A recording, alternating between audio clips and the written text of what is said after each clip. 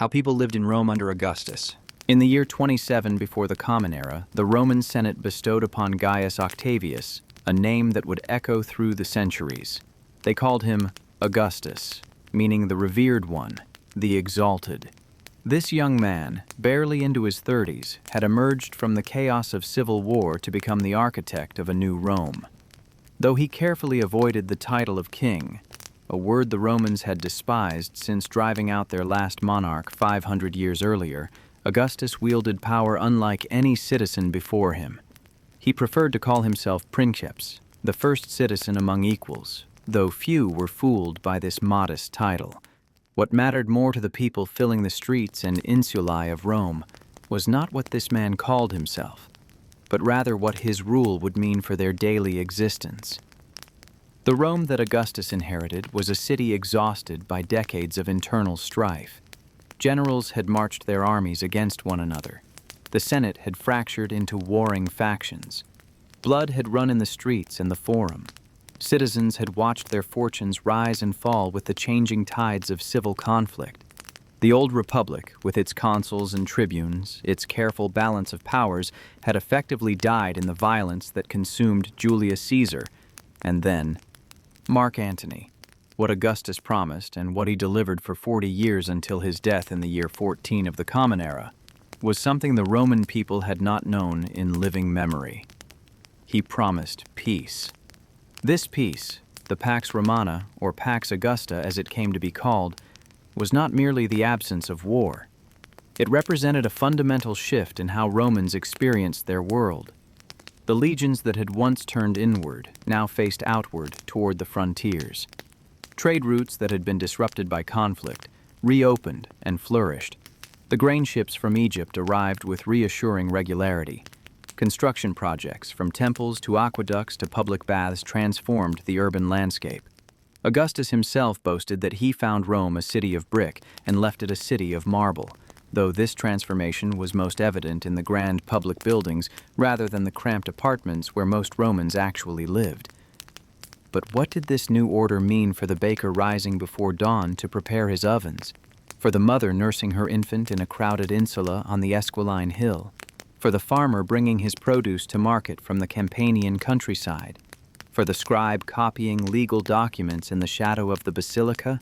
For the enslaved worker carrying water from the public fountain?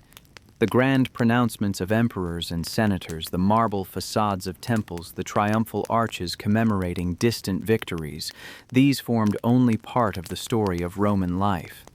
The fuller picture emerges when we examine the ordinary moments, the daily rhythms, the small details of existence that shaped the experience of living in the greatest city of the ancient world during the reign of its first emperor. Rome, in the age of Augustus, was a city of perhaps 1 million inhabitants, though estimates vary and precision is impossible given the nature of ancient record-keeping. This made it the largest urban center in the Western world, a distinction it would hold for centuries. People from every corner of the Mediterranean world and beyond crowded its streets. Latin might have been the language of law and governance, but in the markets and tenements, one could hear Greek, Aramaic, Celtic tongues, Egyptian dialects, and languages from places most Romans could barely locate on a map.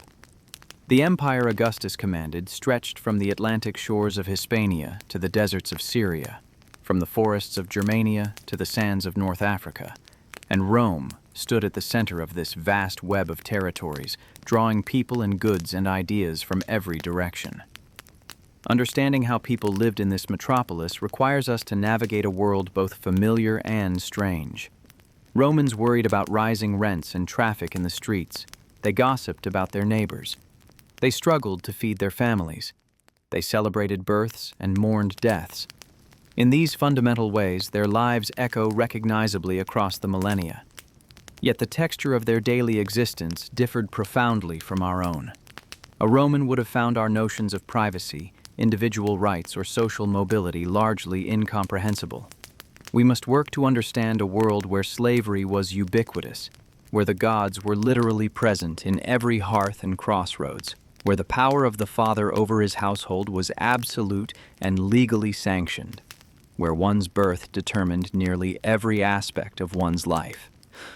The 40-odd years of Augustus's reign represented a period of relative stability following the turbulence of the late Republic. This stability itself shaped daily life in countless ways. Merchants could plan for the future with greater confidence. Families could accumulate modest wealth without fear that the next proscription would strip them of their property. Building projects proceeded without interruption. The law was administered with greater consistency. The grain supply was managed with unprecedented efficiency. For all these reasons and more, examining life under Augustus offers us a window into Roman daily life at a particular moment, neither the chaos of the civil wars nor the later crises of the 3rd century, but rather a time when the Roman system functioned with considerable effectiveness.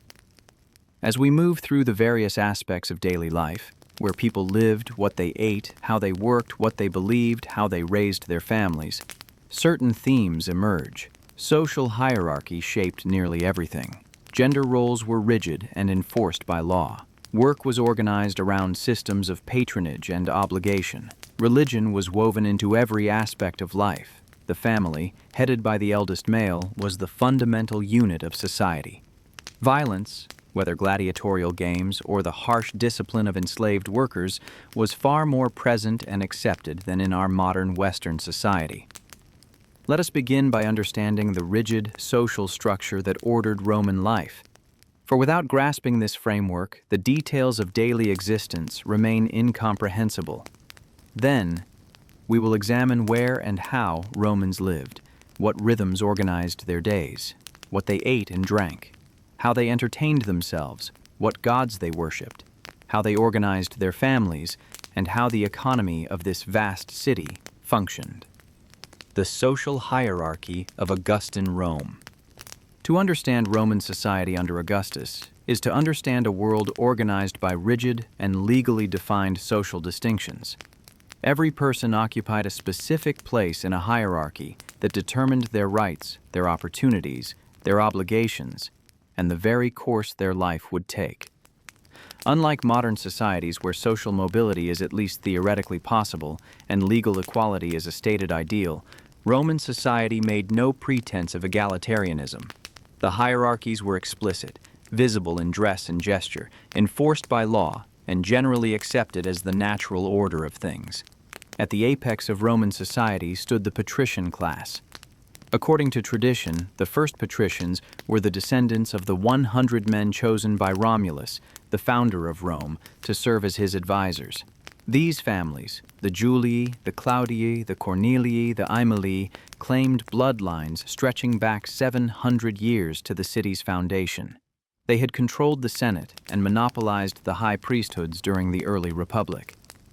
By the Augustan age, however, the pure patrician families had dwindled significantly. Civil wars, proscriptions, and biological attrition had eliminated many old patrician lines. Augustus himself, though adopted into the patrician Julian family, had been born into the equestrian class. To address the shortage of patricians for important religious offices, Augustus created new patrician families through the lex senia. The remaining patricians enjoyed certain privileges and bore specific responsibilities. They alone could hold certain priesthoods. They wore senatorial togas with a broad purple stripe, the latus clavis that marked them instantly. They had reserved seating at the theater and games. Most importantly, they expected to hold the highest magistracies and military commands. Yet patrician status alone no longer guaranteed wealth or power in the Augustan age. Some patrician families had fallen into poverty, their ancient names providing little beyond social prestige they could not convert into actual material comfort. Meanwhile, new men, homines novi from non-patrician plebeian families, had risen to prominence through military achievement, oratorical skill, or Augustus's favor. The emperor's own key advisors included men like Marcus Vipsanius Agrippa, from an obscure plebeian family who became Augustus's most trusted general and son-in-law. The social reality was more complex than the formal categories might suggest. Just below the patricians in formal precedence, but often their equals or superiors in actual wealth and influence, stood the equestrian order. The equites, or knights, had originally been Rome's cavalry, the citizens wealthy enough to provide their own horses for military service. By the time of Augustus, the military function had largely disappeared, but the property qualification remained. To be an eques, one needed to possess property valued at 400,000 sesterces, a considerable sum placing one firmly among the wealthy minority. The equestrian order served as Rome's business and administrative class. While senators were technically restricted in their business activities, though many found ways around these restrictions through agents and freedmen, equestrians faced no such limitations. They engaged openly in tax collection, government contracting, banking, and long-distance trade. Under Augustus, they also began to fill important administrative positions in the growing imperial bureaucracy. The emperor appointed equestrians as prefects to command the grain supply, the fire brigades, and even the Praetorian Guard. These were positions of real power and profitable access to resources. Equestrians wore a toga with a narrow purple stripe, the clavus angustus, distinguishing them from senators. They had their own reserved seating section at public entertainments, above the ordinary plebeians but below the senators. Many aspired to see their sons enter the Senate, which required the higher property qualification of 1 million sesterces and opening up a path to the highest offices. Others were content with the commercial opportunities and lesser but still significant prestige their rank afforded. Below these elite orders stood the vast mass of ordinary Roman citizens, the plebeians. This category encompassed enormous variety. Some plebeians had grown quite wealthy through trade, manufacturing, or other entrepreneurial activities. A successful contractor or merchant might live in considerable comfort, own slaves, possess property in town and country. Yet they remained plebeians, unable to wear the purple stripes of the elite orders, seated in the upper tiers at the games, excluded from the highest levels of power. The majority of plebeians lived much more modestly. They were the bakers and butchers, the scribes and school teachers, the carpenters and potters who filled the workshops and stalls of Rome. They worked long days to support their families, lived in rented apartments, worried about having enough money to buy food and pay rent. They were free citizens with the right to vote, but their voice in actual governance was minimal. At the bottom of the free population stood the poorest plebeians, those who owned almost nothing and survived through day labor, the grain dole, and occasional largesse from the wealthy. Augustus and his successors provided free grain to approximately 200,000 Roman citizens, recognizing that an unemployed, hungry urban mob posed a serious threat to stability. Then there were the freedmen, the liberti, a unique category in Roman society. These were former enslaved individuals who had been manumitted by their masters. Legally free, they nevertheless occupied an ambiguous social position. A freedman took his former master's family name and remained bound to him by ties of obligation. He could not hold public office. His children, however, were born free without these restrictions, and by the second generation, a family's enslaved origins might fade from memory and significance. Many freedmen achieved considerable success. Freed with skills and often some capital, they might establish businesses, accumulate wealth, and even become quite prosperous. Augustus's own court included influential freedmen who wielded power behind the scenes. Yet social prejudice remained. The old aristocracy looked down on freedmen, making jokes about their servile origins and nouveau riche pretensions. The satirist Petronius would later paint an unflattering portrait of the freedman Trimalchio, wealthy beyond measure but crude and obsessed with displaying his riches. At the absolute bottom of the social hierarchy, not citizens at all but property, were the enslaved. Rome's economy depended fundamentally on enslaved labor. Estimates suggest that perhaps 30% of the city's population were enslaved. They came from all over the Mediterranean world and beyond. Prisoners of war, children sold by desperate parents, or born into slavery as children of enslaved mothers. The lives of enslaved individuals varied enormously. The most unfortunate labored in the mines and on the great agricultural estates, the latifundia, where conditions were brutal and life expectancy short. Yet many enslaved people in Rome itself experienced different circumstances. Enslaved workers in elite households might serve as cooks, personal attendants, nurses, tutors, secretaries, or accountants. These positions required skills and offered a degree of respect, if not freedom. Still, even well-treated enslaved individuals were property. They had no legal rights. They could be sold, beaten, or killed at their owner's whim. They could not legally marry. Their children belonged to their owner. The power imbalance was absolute and enforced by law and custom. This social structure shaped every interaction in Roman life. When a poor plebeian met a senator in the street, he was expected to step aside and avert his eyes. Forms of address varied by rank. A senator was addressed as clarissimus, a knight as egregious, others by their names or occupations. Clothing marked status. A citizen wore a toga for formal occasions. Non-citizens could not. The purple stripes on togas signaled senatorial or equestrian rank.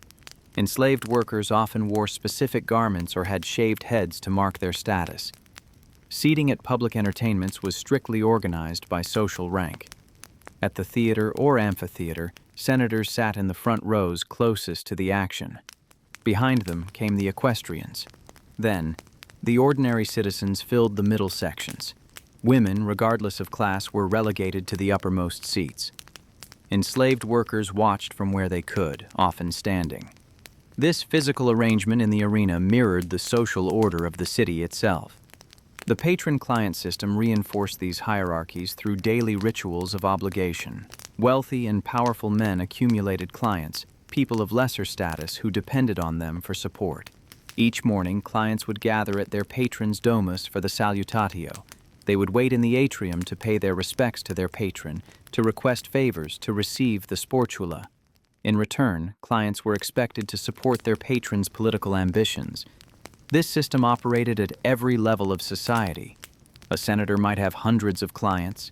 A wealthy merchant, himself perhaps the client of a senator, might in turn have his own clients among poorer shopkeepers. The system created vertical bonds of loyalty that cross-cut the horizontal divisions of class. Augustus himself understood and manipulated these structures masterfully. He cultivated his image as the patron of all Romans, distributing gifts, sponsoring games, ensuring the grain supply. The entire empire began to function as a vast patron-client network with Augustus at its center. Yet the emperor also recognized the need to preserve traditional hierarchies. His moral legislation attempted to maintain clear distinctions between the orders, even specifying different rules for marriage and adultery depending on one's social rank. Women occupied an unusual position in this hierarchy. They took their social rank from their fathers and then their husbands, but they could not hold office, vote in assemblies, or exercise the legal powers of a paterfamilias. A patrician woman might wield considerable influence within her household and even in political affairs through informal channels, but she could not participate directly in governance. A slave woman was doubly subordinated by her enslaved status and her gender. The law code reflected this clearly. A man had authority over the women and children in his household as their legal guardian, their pater. Children, too, occupied a particular place. Until a child came of age, around 14 for girls, older for boys, they were under the absolute authority of their father. The patria potestas, the power of the father, was legally unlimited, though social custom constrained its actual exercise. A father could, in theory, have his children put to death, though in practice this rarely occurred in the Augustan age. More commonly, fathers arranged their children's marriages, determined their education and occupations, and controlled any property they might acquire. This intricate web of hierarchies shaped the daily experience of every resident of Augustan Rome. One's place in the social order determined where one lived, what one ate, whom one married, what work one performed, and what opportunities life might offer. Social mobility existed, but was limited. Most Romans lived and died in the same social position they had occupied at birth. Understanding this rigid social structure is essential for understanding everything else about daily life in Augustan Rome. The baker rising before dawn, the senator receiving clients in his atrium, the enslaved worker carrying water, the widow collecting her grain dole.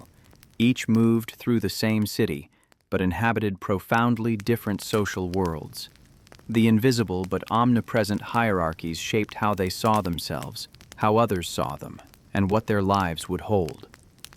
As we turn now to examine where and how Romans lived, we must keep this social framework constantly in mind, for it determined the physical spaces people inhabited as much as it determined their legal status and social opportunities. Where Romans lived, housing across classes. The physical spaces Romans inhabited reflected and reinforced the social hierarchies that organized their world.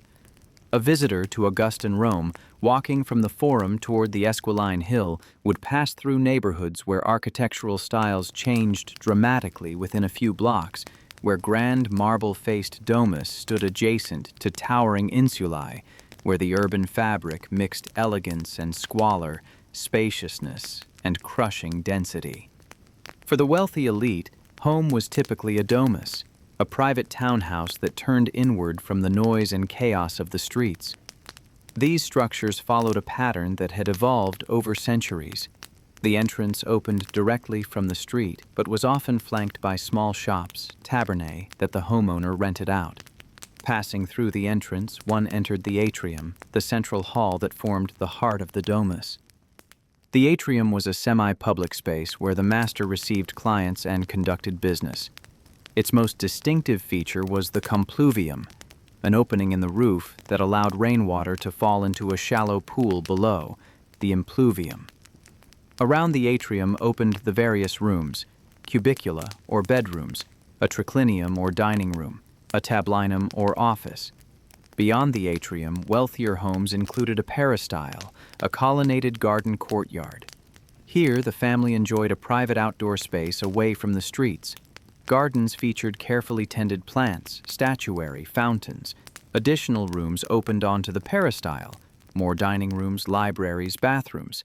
The largest domus might include private baths with hot and cold rooms.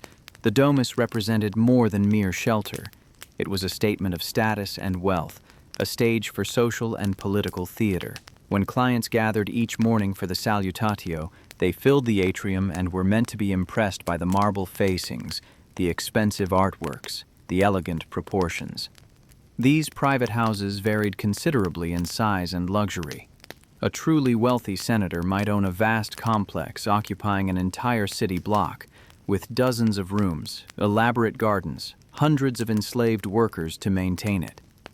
A moderately successful merchant might have a much more modest domus, still following the basic plan of atrium and peristyle, but on a smaller scale with simpler decoration.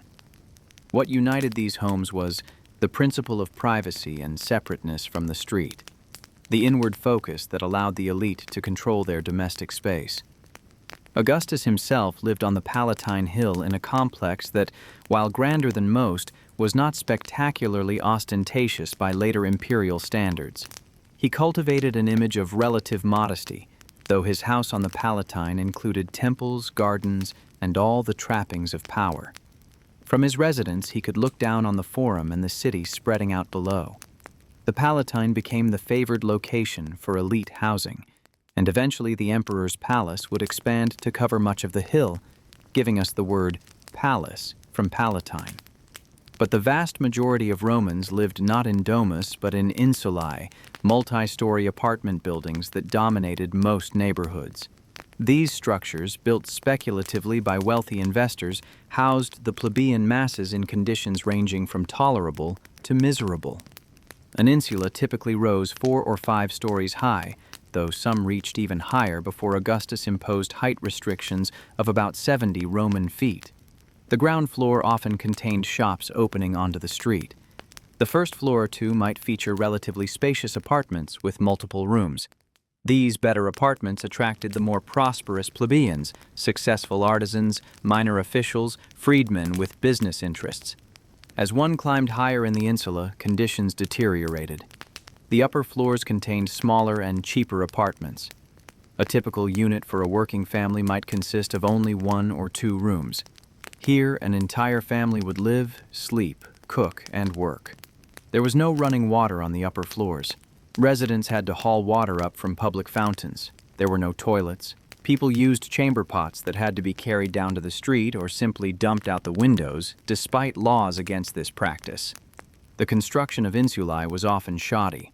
Investors sought to maximize profit by minimizing costs. Walls might be timber frame filled with rubble and covered with plaster, structurally weak and highly flammable. The satirist Juvenal would later complain that Rome was a city propped up by slender supports, where landlords plastered over gaping cracks and told tenants to sleep safely while ruin hung over their heads. Fire was an even more constant threat. With cooking fires in every apartment, inadequate construction, and closely packed buildings, fires regularly swept through entire neighborhoods. The insulae also suffered from inadequate sanitation. Without toilets or running water in the upper apartments, waste accumulated. People used public latrines if they were nearby and open, but often they simply threw refuse into the streets. The smell must have been considerable, particularly in summer heat. Disease spread easily in the crowded, unsanitary conditions. Infant mortality was shockingly high, though it's hard to separate the effects of poor housing from other factors like inadequate nutrition and primitive medicine. Yet for all their problems, the insulae were home to most Romans. Families made the best of their cramped quarters.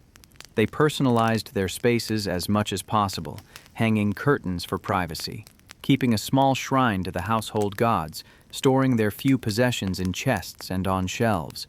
The single room that held a family's entire life had to serve multiple functions: bedroom, kitchen, workspace, dining room. Privacy was nearly impossible. The sounds of neighbors fighting, cooking, making love all penetrated the thin walls. The better apartments on the lower floors offered more comfortable conditions. A successful shopkeeper or scribe might afford a proper apartment with 3 or 4 rooms, including a small kitchen with a brazier for cooking, separate sleeping areas, perhaps even a private latrine. Some excavated insulae at Ostia, Rome's port city, show apartments with mosaic floors, frescoed walls, even small balconies overlooking the street. These would have housed the upper tier of the plebeian class, families with steady income and modest prosperity. Rent was a constant burden for insula dwellers. Landlords charged what the market would bear, and in a crowded city with limited housing, prices were high relative to income. An entire family's earnings might go largely to rent and food, leaving little for anything else. Periodic rent strikes occurred when increases became unbearable. Some landlords were notorious for exploiting their tenants, while others maintained their properties tolerably and treated renters fairly. The relationship between landlord and tenant was another dimension of the patron-client system, with tenants dependent on their landlord's goodwill. Beyond the domus and the insulae stood the villas, country estates that dotted the Italian countryside. The wealthiest Romans maintained both a city domus and one or more country villas where they could escape the urban environment. A villa rustica functioned as a working farm, producing wine, olive oil, grain, and other agricultural products. It included the owner's residence, plus barns, storage buildings, slave quarters, workshops, and processing facilities. The owner might visit occasionally, but the estate was run by a bailiff who supervised the agricultural work. A villa urbana was built for comfort and pleasure. Set in landscaped grounds with elaborate gardens, these estates offered every luxury. The main residence featured multiple dining rooms, bathing suites, libraries, and sleeping quarters for family and guests. For the vast majority of Romans, villas existed only as places they might occasionally glimpse from the road.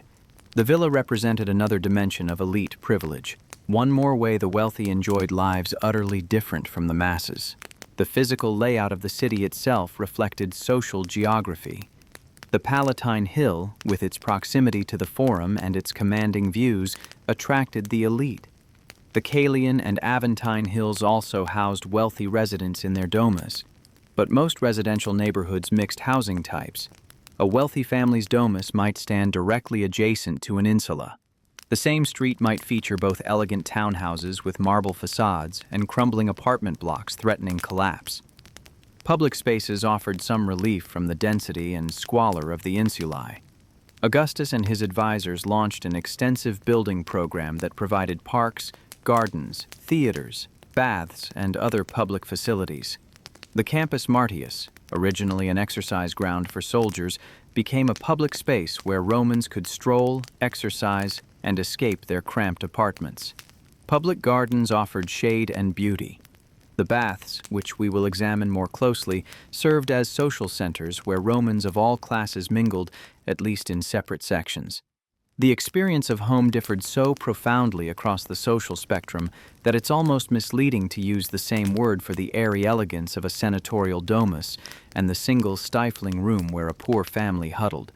Yet both connected their inhabitants to the larger urban fabric, to the streets and markets, the baths and temples, the forums and theaters that constituted the shared public life of Rome. The Roman day: work, time, and rhythm.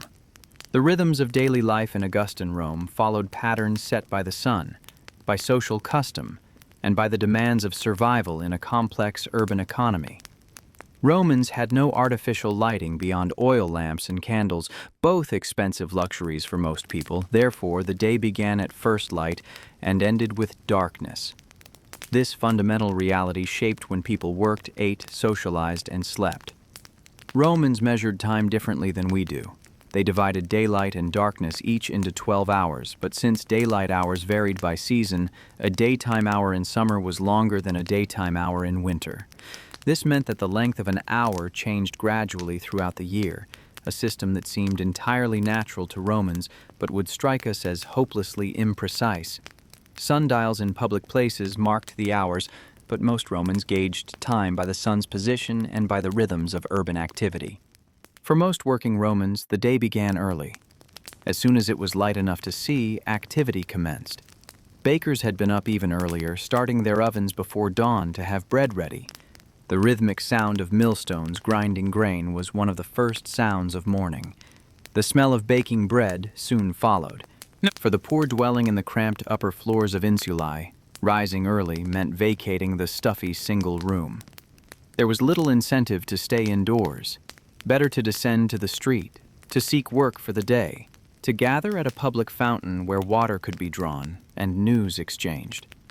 For those with steady occupations, the early morning meant opening shops, heading to workshops, reporting to masters. The client system required many Romans to present themselves at their patron's domus at dawn for the salutatio. They would gather in the atrium, wait their turn to be received, exchange greetings, and perhaps receive the sportula, a small payment that acknowledged the client's loyalty. This morning ritual of the salutatio took up a significant portion of the early day for both patrons and clients. A wealthy senator might receive dozens or even hundreds of clients, a process requiring hours. Meanwhile, the clients waited, gossiped with one another, observed the household's elegance, and calculated how best to phrase their requests for favors. The salutatio maintained the social bonds that structured Roman society, but it also consumed time that might otherwise have been devoted to productive work. For the truly wealthy, morning might include a visit to the baths for exercise and bathing, or receiving visitors on business matters, or attending to correspondence dictated to scribes. Senators might proceed to the Senate for formal sessions, which began early in the day. Equestrians might attend to business affairs, meeting with partners, reviewing accounts, making arrangements for shipping or trade ventures. But for the majority of Romans, morning meant work. The city teemed with economic activity. Shops opened onto streets throughout Rome, their owners setting out goods for display. Bakeries sold bread, butchers hung meat, fishmongers arranged their catch, hopefully fresh from the morning's catch at Ostia. Greengrocers displayed vegetables and fruits. Wine merchants stood ready to fill containers from their great dolia, the massive clay vessels that stored wine and oil. Workshops hummed with activity. Potters shaped clay on their wheels. Metal workers hammered bronze and iron. Weavers worked their looms. Fullers tramped clothes in great vats of urine and other chemicals, processing woolen cloth. Tanners worked with hides despite the terrible smell that made their establishments unwelcome in residential areas. Carpenters sawed and planed. Painters mixed pigments. Every craft and trade had its practitioners, often working in small shops employing a handful of free workers and enslaved labor. The collegia, the professional associations that organized various crafts and trades, provided structure to working life. Bakers belonged to their collegium, as did fullers, carpenters, and dozens of other occupations. These associations offered mutual support, protected trade interests, and provided solidarity among workers. Labor in ancient Rome was overwhelmingly manual and small-scale. Production took place in small workshops where a master craftsman worked alongside a few journeymen, apprentices, and enslaved workers. A pottery might employ 10 or 20 people, a bakery perhaps half a dozen. Enslaved labor was ubiquitous in the urban economy. Wealthy households might have dozens or hundreds of enslaved workers performing every conceivable task: cooking, cleaning, carrying water, nursing children, teaching, keeping accounts, running errands. Even modest households that could afford it kept 1 or 2 enslaved workers for domestic tasks. Workshops relied heavily on enslaved labor alongside free workers. The boundary between free and enslaved work was often blurry in practice, though legally absolute. The work itself was often physically demanding. Moving goods meant human backs and shoulders. There were no mechanical cranes or pulleys beyond simple devices. Porters carried loads through narrow streets. Water carriers hauled amphorae from public fountains. Construction laborers mixed mortar, carried bricks and stones, erected scaffolding. Agricultural workers on estates surrounding Rome bent over crops in all weather. The mining operations in Spain, worked almost entirely by enslaved labor, imposed brutal physical demands. Around midday, work paused for prandium, a light lunch. This was not an elaborate meal, but rather a quick break. Bread, perhaps cheese or olives, maybe some leftover vegetables or cold meat. Street vendors sold hot foods from their stalls, offering quick meals to workers who could afford them. Thermopolia, establishments with counters set into the street and large dolia recessed into the counters, served soups, stews, and other prepared foods. These fast food establishments dotted the city, providing meals to the many Romans who had no facilities for cooking in their apartments. After prandium, the afternoon brought a shift in rhythm. The intensity of morning work began to ease. The heat of midday made strenuous labor uncomfortable. This was the time when many Romans, if their circumstances permitted, visited the public baths. Augustus had continued the tradition of building public bathing establishments throughout the city, and by his reign perhaps 170 baths of various sizes served the population. The baths served multiple purposes beyond hygiene. They were social centers where Romans gathered to exercise, bathe, gossip, and conduct business. A visit might occupy several hours. One would start in the palaestra, an exercise yard, then came the bathing sequence, the caldarium or hot room, the tepidarium or warm room, and finally the frigidarium or cold plunge. The process was leisurely, interspersed with conversation. For those who could not afford the baths or whose work required their presence, the afternoon continued with labor at a reduced pace. Shopkeepers manned their establishments. Workshops continued production. Street vendors hawked their wares. The late afternoon and early evening brought the main meal of the day, the cena. For working Romans, this might be a simple affair. Porridge or bread, vegetables, perhaps some fish or meat if affordable, all washed down with watered wine. Families gathered in their cramped quarters or, in better weather, perhaps sat outside their shops or in neighborhood squares. For the wealthy, cena was a more elaborate affair and often a social occasion. Dinner parties brought together friends, clients, business associates, and political allies in the triclinium. Guests reclined on couches arranged in a U-shape around a central table. Enslaved workers brought courses of food, an appetizer or gustatio, a main course focused on meat and fish, and finally desserts of fruit and nuts. Wine flowed throughout, diluted with water according to custom. Entertainment might include musicians, dancers, poetry recitations, or simply the conversation of the diners themselves. These dinner parties served important social and political functions. Alliances were forged and maintained. Information was exchanged. Relationships were cultivated. The host displayed his wealth and taste through the quality of the food and wine, the entertainment, the luxury of the setting.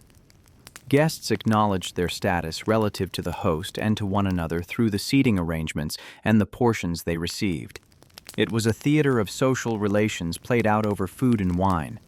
As darkness fell, the city changed character. Without street lighting, most Romans retreated indoors. Travel after dark was dangerous. Those who could afford lamps might read or converse for a while longer, but most simply went to bed. Yet Rome at night was not entirely quiet. The streets filled with wagon traffic, for wheeled vehicles were banned during daylight hours. Night soil collectors made their rounds. The vigils, the fire and police force Augustus established, patrolled the streets watching for fires and crime. The rhythm of the Roman day reflected the material realities of life before industrial technology. Work aligned with daylight. The need for sustenance structured meal times. Social obligations consumed significant time, yet all were bound by the sun's movement and by the customs that dictated when business was transacted, when social calls were made, when meals were taken. The days passed into weeks and months, punctuated by market days every 8 days, by religious festivals and public holidays, by the changing seasons. Work was integrated into the fabric of daily existence. The baker lived above his bakery.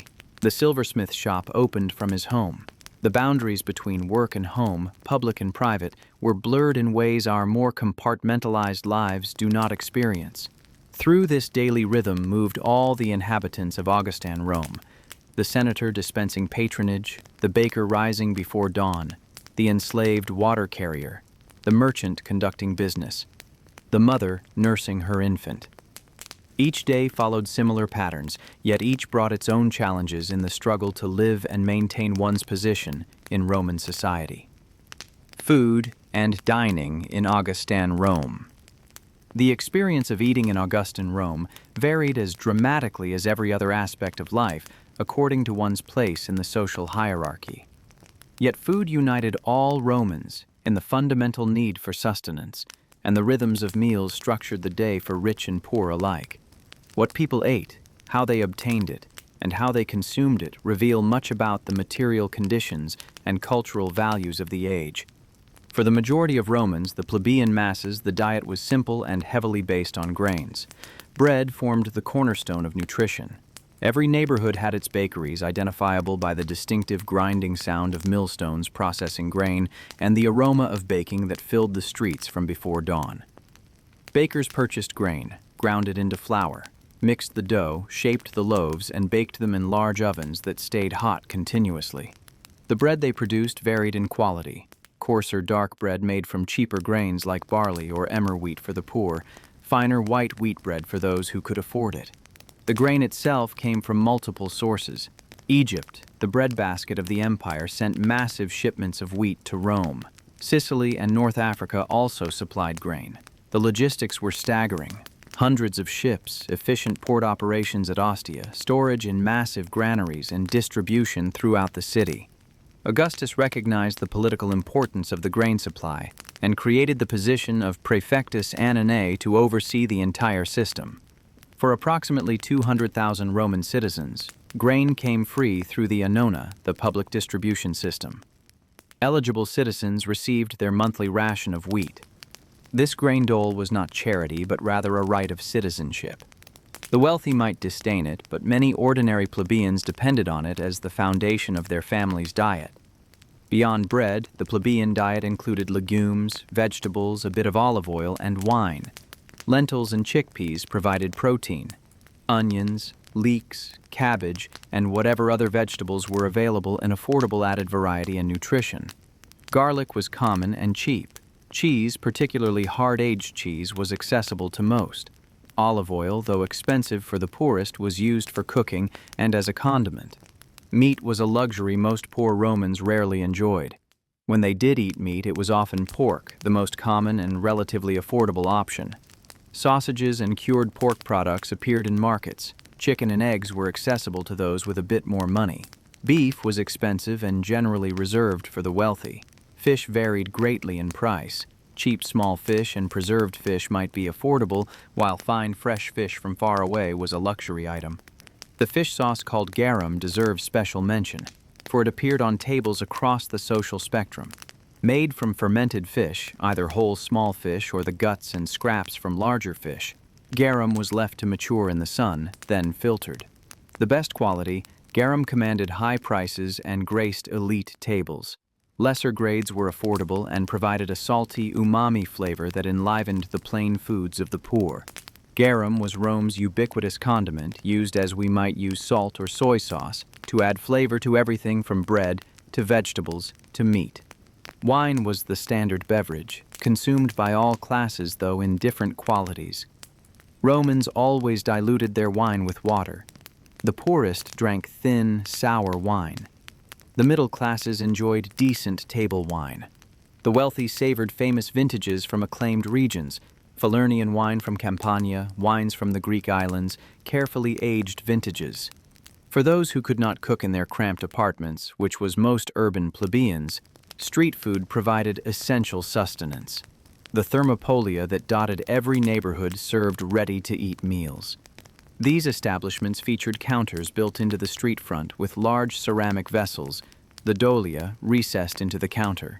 These held various prepared foods, soups, stews, porridge, vegetables, perhaps some meat. A customer could point to what they wanted, receive a portion, and eat it standing at the counter or take it away.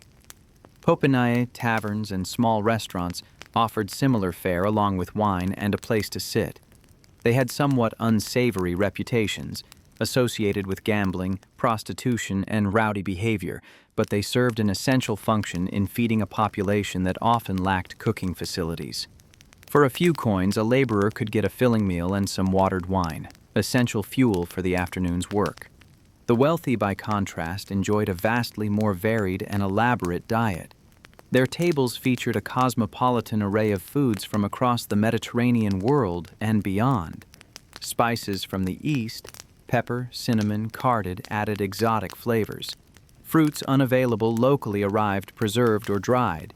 Dates from North Africa, figs from various regions, apples and pears from cooler climates. Fresh fruits in season included grapes, peaches, cherries, nuts, especially walnuts and almonds, served as snacks and dessert elements. The elaborate dinner parties of the elite showcased culinary ambition and competitive display. A host wanted to impress his guests with unusual dishes, expensive ingredients, and skilled preparation. Whole roasted animals might be stuffed with other foods. Sauces combined sweet and savory elements. Presentation mattered as much as taste. These formal dinners followed a structured progression. The gustatio or appetizer course might include salads, eggs, and seafood. The primae mensae, the main course, centered on meat and fish with accompanying sauces and sides. The secundae mensae brought desserts, typically fruits and nuts, though sweet pastries also appeared. Throughout the meal, wine flowed, becoming gradually less diluted as the evening progressed. The physical setting reinforced social hierarchies. Guests reclined on couches in the triclinium, arranged in a specific pattern around the table. The most honored positions went to the most important guests. Enslaved workers served the food, bringing dishes from the kitchen, carving meats, pouring wine. The diners ate largely with their hands, though spoons were used for soups. Dining customs reflected broader Roman values. Moderation was praised even as excess was practiced. The ideal Roman was supposed to eat to live rather than live to eat, valuing simplicity and restraint. Augustus himself cultivated an image of modest taste, reportedly eating plain food and drinking little wine. Yet the same sources that praise moderation describe fantastical banquets featuring dozens of courses and extraordinary expenses. The poet Horace captured this tension in his writings, contrasting the simple meal of vegetables from his garden with the elaborate feasts of the wealthy. He suggested that true pleasure came from modest sufficiency rather than luxurious excess. Whether this reflected widespread values or merely literary convention is unclear, but it indicates that Romans themselves were conscious of the contrast between simple and luxurious dining. For most Romans, the question was not one of excess versus moderation, but simply having enough. Hunger was a real threat for the urban poor. A failed grain shipment, rising bread prices, illness that prevented work, any of these could mean going hungry. The grain dole provided a baseline, but not abundance. Parents went without so their children could eat. The elderly struggled when their physical capacity to work declined. The timing of meals also reflected class differences. Morning for most brought only ientaculum, a light breakfast of bread, perhaps with some fruit or cheese. The poor might have nothing until midday. Prandium around noon was a quick meal to sustain the afternoon's work. Cena in the late afternoon or early evening was the main meal, when families gathered and the day's hunger was finally satisfied. For the elite, meals were more elaborate and timing more flexible. A senator might breakfast leisurely, perhaps receiving clients while nibbling on bread and fruit. Prandium might be a proper meal with friends. Cena could extend for hours, beginning in mid-afternoon and continuing well into the night, with entertainment and conversation between courses.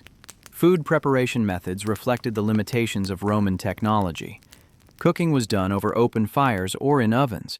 There was no refrigeration beyond storing food in cool cellars or using ice harvested from mountains and stored in insulated pits. Preservation techniques included drying, smoking, salting, and fermenting. Garum itself was a preservation method as much as a condiment. Cheese could be aged. Wine improved with time if stored properly. The markets where food was bought and sold were central to urban life. The Forum Boreum specialized in cattle, the Forum Venarium in wine. Fish markets operated near the Tiber, vegetable vendors set up in various locations. Trajan's market, though built slightly after Augustus's reign, exemplified the Roman approach to retail, a multi-story complex of shops and offices, a kind of ancient shopping center. Shopping was typically a daily activity, not weekly. Without refrigeration, perishable foods had to be purchased fresh and consumed quickly. This meant constant interaction with vendors, negotiation over prices, evaluation of quality. Women often did the marketing, enslaved workers for wealthy households, the wives and daughters of shopkeepers and artisans for more modest families. It was a time for social interaction as much as commerce, for gathering neighborhood news while squeezing melons and smelling fish. Seasonal variation was more pronounced than in our modern world of global food trade and greenhouse cultivation. Spring brought fresh greens and early fruits. Summer ripened melons, stone fruits, grapes. Fall meant harvest time with grains, apples, pears, nuts. Winter was lean, relying on stored grains and preserved foods. Festivals often coincided with agricultural milestones, celebrating the grape harvest or first fruits. Regional variation also shaped the Roman diet. Italy itself was agriculturally diverse. The rich volcanic soils near Naples produced famous wines. Campania grew exceptional vegetables. The Po Valley in the north supplied grain. Sicily was another major grain producer. From the provinces came specialized products: olive oil from Spain and North Africa, wine from Gaul and Greece, preserved fish from the Atlantic coast, spices and luxuries from the east. The wealthy maintained farms and estates that supplied their own tables. A senator might own a villa that produced wine, olive oil, grain, vegetables, fruit, a significant portion of what his household consumed. This combined conspicuous consumption with practical economics, turning agricultural production into both sustenance and status symbol. For the poor, food insecurity was a constant reality despite the grain dole.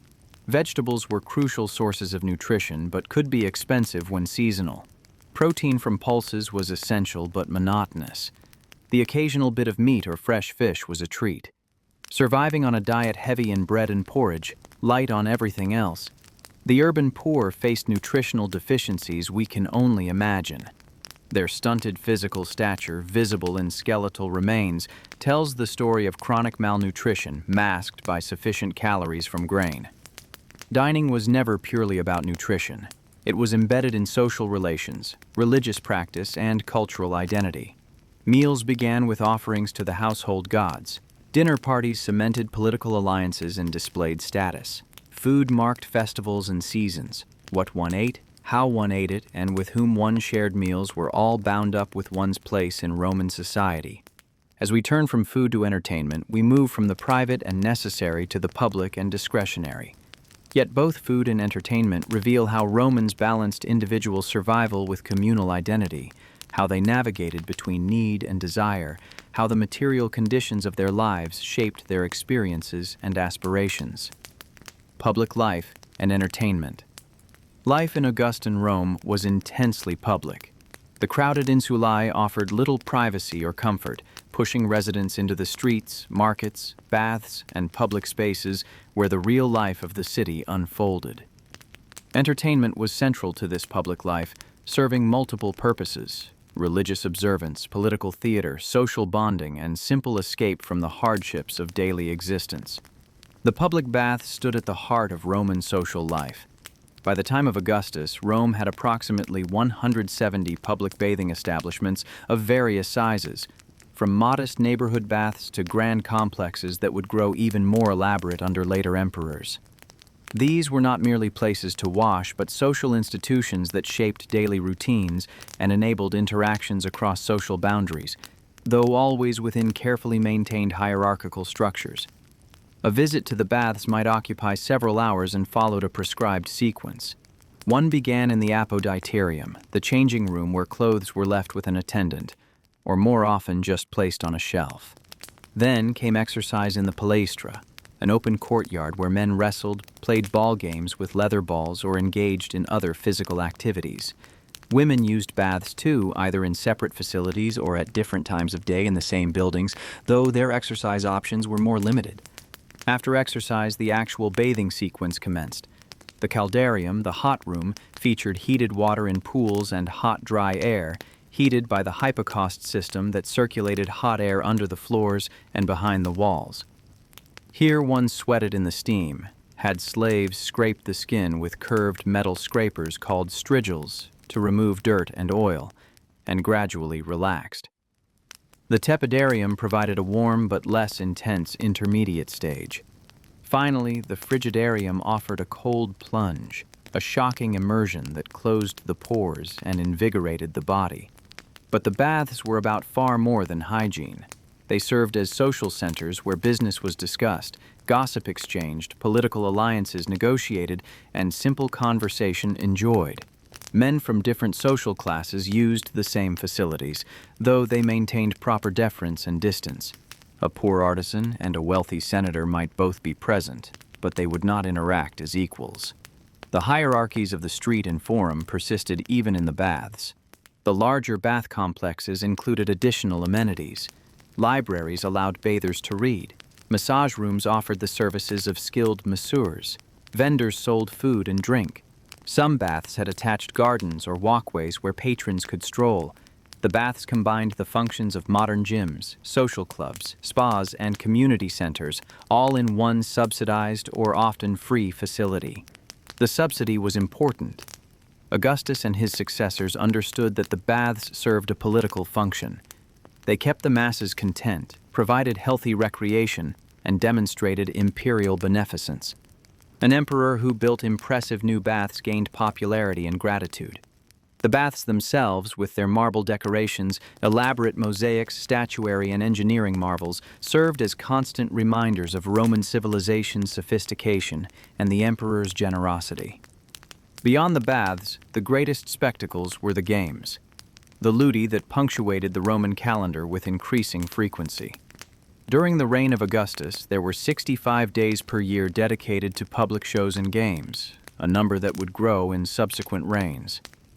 These entertainments took various forms, each with its own venue and characteristics. Gladiatorial combat, the spectacle most associated with Rome in the popular imagination, was indeed central to public entertainment, though the permanent stone amphitheater we know as the Colosseum would not be built until after Augustus's death. During his reign, gladiatorial games took place in wooden amphitheaters erected temporarily in the Forum or Campus Martius, or in permanent amphitheaters in cities throughout Italy and the provinces. The gladiators themselves were diverse. Some were enslaved individuals purchased specifically for training. Others were condemned criminals forced into the arena. Some were prisoners of war. Remarkably, some were free men who voluntarily entered the gladiatorial profession, seduced by the prospect of fame and earnings if they survived. Though gladiators occupied a low social status, successful ones achieved a kind of celebrity. Training was serious and systematic. They lived in barracks attached to the training schools, the ludi, under strict discipline. They learned specific fighting styles, the heavily armed mirmillo, the retiarius with his net and trident, the thriax with his curved sword. Each style had strengths and weaknesses, and matchups were designed to create interesting contrasts. The fights themselves were orchestrated spectacles, not random bloodbaths. While death was possible and did occur, not every fight ended fatally. A defeated gladiator could appeal for mercy, and the sponsor of the games, often the emperor himself in Rome, would decide based on the crowd's reaction and the fighter's performance. A gladiator who fought bravely might be spared to fight another day. One who showed cowardice might be condemned. The drama lay partly in this uncertainty, in the momentary power of the crowd and sponsor over life and death. Morning programs at the games typically featured venagiones, animal hunts, and exhibitions. Exotic animals from across the empire, lions and leopards from Africa, bears from the north, elephants from Africa and Asia, crocodiles from Egypt, were displayed and then hunted by specially trained fighters called bestiarii. These spectacles showcased the empire's reach and Rome's dominion over nature itself. The animals, captured at great expense and transported across vast distances, represented the empire's ability to gather and control the resources of the known world. Midday brought executions of condemned criminals, grim displays of state power. Criminals might be thrown to wild animals, crucified, burned, or killed in staged mythological reenactments. These spectacles served as public warnings and demonstrations of justice, though the line between justice and entertainment was uncomfortably blurred. The crowd's appetite for such displays speaks to a cultural acceptance of violence that differs markedly from modern sensibilities, at least officially expressed ones. Chariot racing rivaled or exceeded gladiatorial combat in popularity. The races took place in the Circus Maximus, a massive elongated stadium that could hold perhaps 250,000 spectators, making it the largest entertainment venue in the Roman world. The circus was located in the valley between the Palatine and Aventine hills, and Augustus and his family could watch races from their palaces on the Palatine. The races featured teams identified by colors, the blues, greens, reds, and whites. Fans passionately supported their chosen faction, wearing their colors, placing bets, and sometimes rioting when disappointed by results. The rivalry between the blues and greens particularly would intensify in later centuries, taking on political and even religious dimensions. The racing itself was genuinely dangerous. 4-horse chariots careered around the track at high speed, making tight turns around the spina, the central barrier decorated with statues and monuments. Collisions were common, often spectacular, and frequently fatal or crippling for both horses and drivers. Successful charioteers became wealthy celebrities despite their often servile or low-status origins. Their victories and statistics were recorded and celebrated. Some achieved fame that transcended their social position, though true social mobility remained limited. The theater offered entertainment of a different character. Augustus promoted theatrical performances as part of his program of cultural renewal. Permanent stone theaters were built or renovated. The Theater of Marcellus, completed by Augustus and named for his nephew, could seat perhaps 11,000 spectators. Other theaters dotted the city and the empire. Roman theater drew heavily on Greek traditions but adapted them to Roman tastes. Tragedy was performed based on Greek models or Roman compositions, drawing on mythological or historical themes. But comedy was more popular, and within comedy, mime and pantomime drew the largest audiences. These broad, often vulgar performances featured stock characters, slapstick humor, music, and sometimes obscene content. They appealed to the masses in ways that more elevated drama did not. Pantomime, a specialized form that emerged during Augustus's reign, featured a single actor performing multiple roles through mime and dance, accompanied by music and chorus. The pantomime actor wore different masks and expressed the story through movement, while the chorus narrated and provided musical support. This form became wildly popular, and its star performers achieved fame comparable to successful gladiators and charioteers. Actors generally occupied a low social status, like gladiators. Most were enslaved or freed individuals, not freeborn citizens. Their profession was considered somewhat disreputable despite its popularity. Yet audiences flocked to see them, and the government subsidized theatrical performances as part of public entertainment. Beyond organized spectacles, Romans found entertainment in simpler pleasures. Public gardens and parks offered space for strolls and conversations. The Campus Martius, once a military training ground, became a public recreation area where people gathered for exercise, games, and socializing.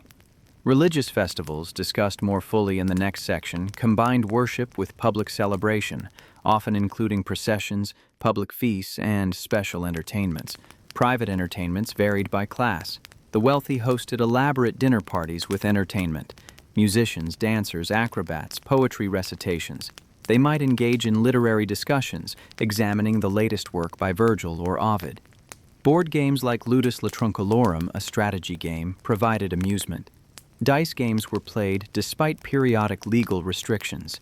For ordinary Romans, entertainment was more modest. Conversation with neighbors and friends, the eternal human pastime, cost nothing. Gossip about the latest scandal, discussion of the games, debate about politics, these filled leisure hours. The public fountains where water was drawn served as neighborhood gathering points. The small squares and street corners hosted impromptu gatherings. Children played games that would be recognizable across centuries. Tag, hide and seek, ball games, playing with dolls and toy animals. The streets were their playground. Dangerous as that might be, they helped in family workshops and shops, but also found time for play, showing the resilience and adaptability of childhood across cultures and circumstances. The rhythm of entertainment paralleled the larger rhythms of Roman life. Work occupied most time for most people, but the interludes of entertainment, the anticipation of upcoming games, the social interactions at the baths, the festivals that punctuated the calendar, these provided release, pleasure, and meaning beyond mere survival. They reinforced community bonds, demonstrated imperial power and generosity, and offered psychological escape from life's hardships. Entertainment also served religious purposes, a connection so fundamental that separating the sacred from the spectacular is difficult. The games were originally offered to honor the gods, and even as they became more secular in character, they retained religious associations. This brings us to the next dimension of Roman life, the complex world of religious belief and practice that permeated every aspect of daily existence. Religion and household gods. Religion in Augustan Rome was not a separate sphere of life, but rather woven into the fabric of daily existence. It was a matter of action rather than belief, of correct ritual performance rather than theological contemplation. Every significant event, from birth to death, from planting to harvest, from launching a ship to opening a shop, required appropriate religious observance. The gods were not distant abstractions, but present realities whose favor had to be cultivated and whose anger had to be avoided. The Roman pantheon included a vast array of deities. At the apex stood Jupiter, the supreme god, protector of the state. His temple on the Capitoline Hill was Rome's most sacred space. Juno, his wife and sister, protected women and presided over marriage and childbirth. Minerva, daughter of Jupiter, governed wisdom, craft, and warfare. Beyond this Capitoline triad stood numerous other major deities. Mars, god of war, was particularly important to a militaristic society. Venus, goddess of love, held special significance as the supposed ancestor of the Julian family. Neptune ruled the seas. Vesta guarded the hearth and home. Mercury facilitated commerce and communication. Diana protected wild places and the hunt. Apollo patronized poetry, music, medicine, and prophecy. Lesser deities numbered in the hundreds or thousands. There were gods of doorways and thresholds, of boundaries and crossroads. The lares protected the household and neighborhood. The penates guarded the storeroom. The manes were the collective spirits of the dead ancestors. Every activity had its associated noumena, divine powers that required acknowledgement. Roman religion was fundamentally contractual. Humans performed sacrifices, made offerings, conducted rituals correctly, and in exchange the gods granted their favor. Military victory, good harvests, healthy children, safe voyages. If misfortune occurred, it suggested that rituals had been performed incorrectly or the gods had been insufficiently honored. The solution was more careful ritual observance, additional sacrifices, consultation of auguries to determine divine will. Augury and divination played central roles in public and private life. Before any important action, a military campaign, the passage of legislation, a business venture, a marriage, one consulted the auspices to determine whether the gods favored the undertaking. Professional augurs watched the flight of birds, the eating patterns of sacred chickens, the configurations of lightning, seeking signs of divine approval or disapproval. Haruspices examined the entrails of sacrificed animals, particularly the liver, for omens. Prophecies and portents were taken seriously, recorded, and pondered. This might seem like superstition to modern secular minds, but for Romans it was practical wisdom. The universe was alive with divine presence and purpose.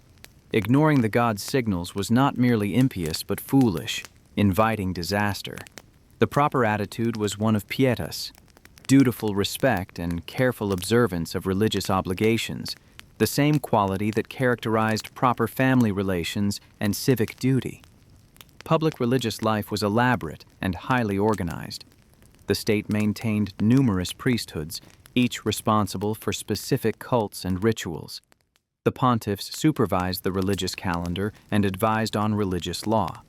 The Vestals, virgin priestesses of Vesta, tended the sacred fire that must never be extinguished, on pain of disaster for Rome. The flamen of various gods performed sacrifices and maintained their temples. The Fedials conducted rituals for declaring war and making peace. The Epulones managed sacred banquets. These priesthoods were held by members of the elite, for whom religious office combined prestige with political power. Augustus himself, as Pontifex Maximus, chief priest of the Roman state, held religious authority that complemented his political supremacy.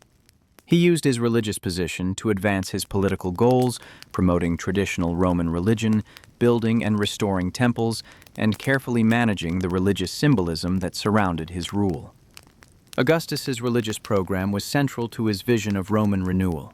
He claimed to have restored 82 temples during his reign, returning Rome to proper religious observance after the chaos of the civil wars. He revived ancient priesthoods and rituals that had fallen into disuse. He promoted the traditional gods against newer foreign cults that he saw as corrupting. His Res Gestae, the record of his achievements, prominently featured his religious activities and expenditures. Yet Augustus also innovated. He did not claim to be a living god himself.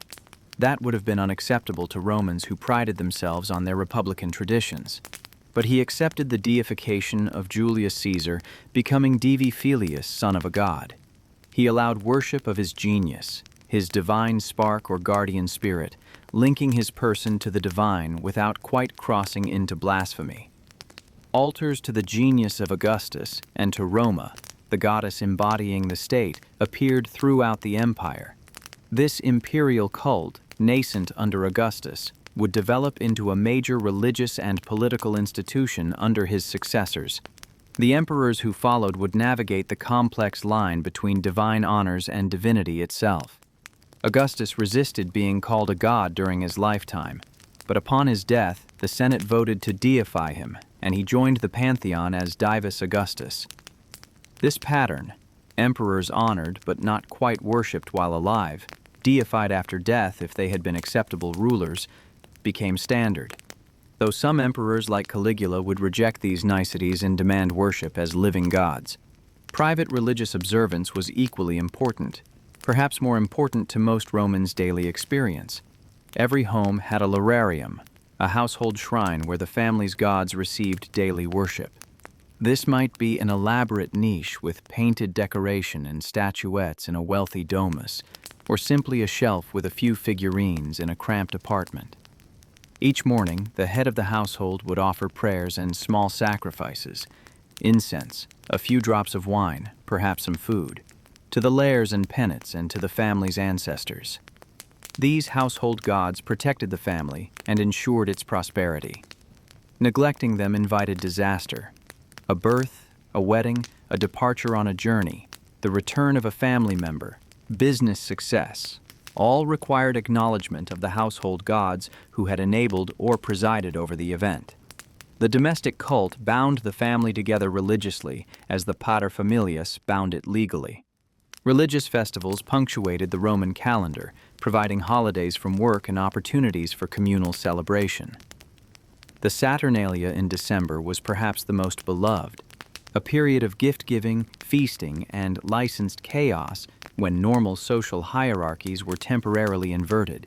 Enslaved workers might dine with masters, gambling was permitted, freedoms were expanded.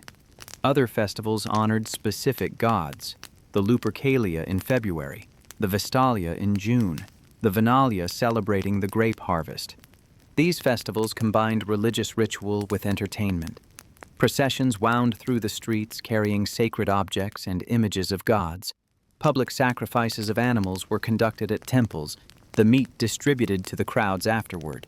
Games and theatrical performances were staged. The sacred and the festive intertwined seamlessly. Religious tolerance was generally the rule, with significant exceptions. Romans were happy to incorporate foreign gods into their pantheon, identifying them with Roman deities, or simply adding them to the already crowded divine landscape.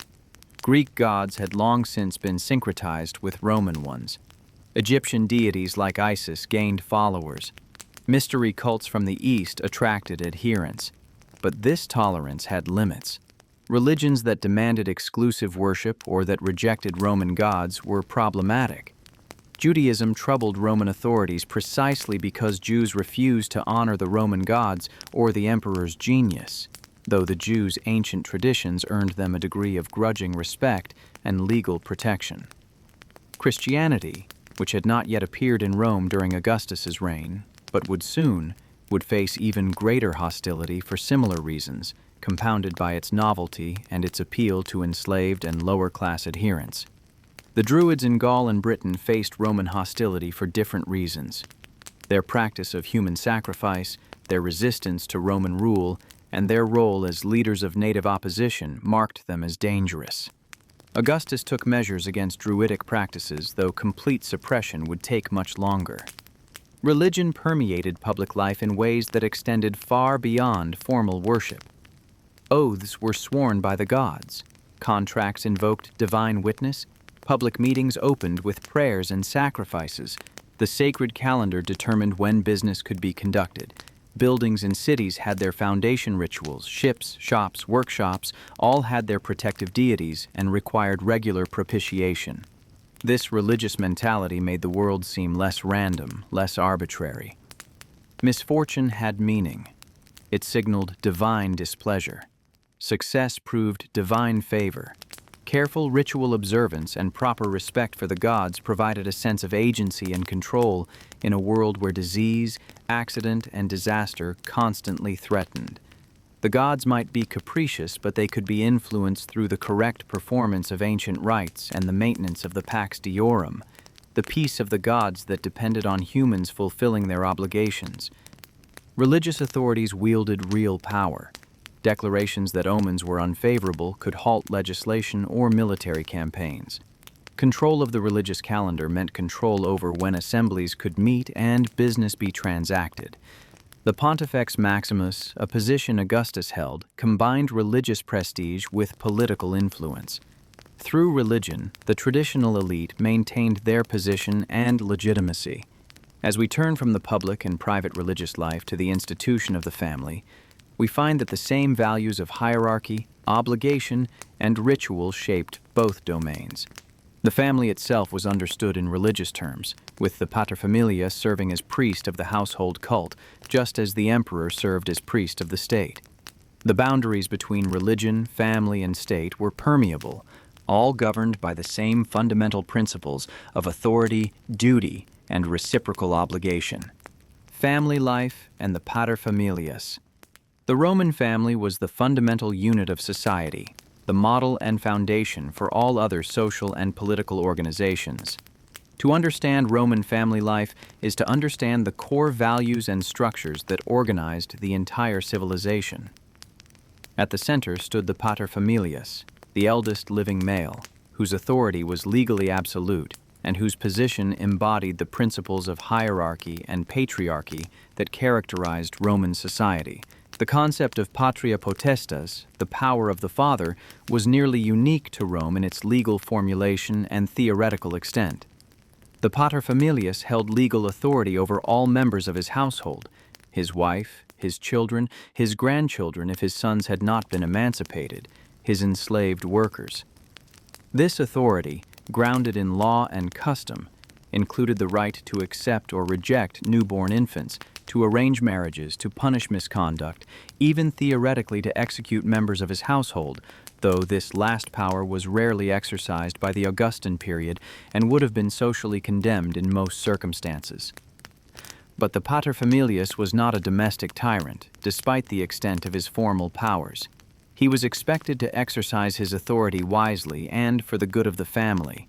He consulted with adult family members on important decisions. He acted as protector and provider, responsible for the welfare of all under his roof.